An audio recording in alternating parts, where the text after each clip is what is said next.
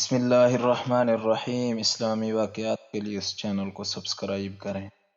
فضاؤں میں طواف کرنے والوں کی آوازیں گونج رہی تھیں۔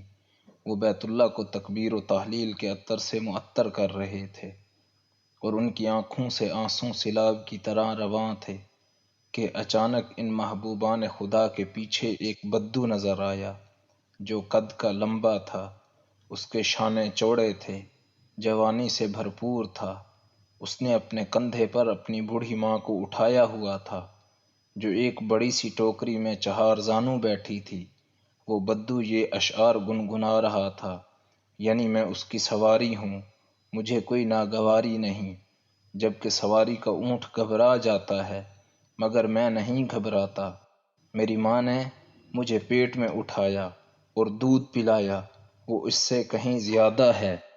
حضرت علی رضی اللہ عنہ جو بیت اللہ کی ایک جانب عمر فاروق رضی اللہ عنہ کے ساتھ کھڑے تھے اور طواف کرنے والوں کو دیکھ رہے تھے، فرمایا کہ اے ابو حفص، چلو ہم بھی طواف کریں تاکہ ہم سب پر رحمت خداوندی کا نزول ہو۔ چنانچہ وہ دونوں اس دیہاتی آدمی کے پیچھے پیچھے طواف کرنے لگے اور حضرت علی بن ابی طالب رضی اللہ عنہ اس بدو کو یوں جواب دینے لگے، اگر تو اس کے ساتھ نیکی کرتا ہے تو اللہ کا شکر ادا کر، اللہ تجھے تھوڑے عمل پر زیادہ اجر دیں گے۔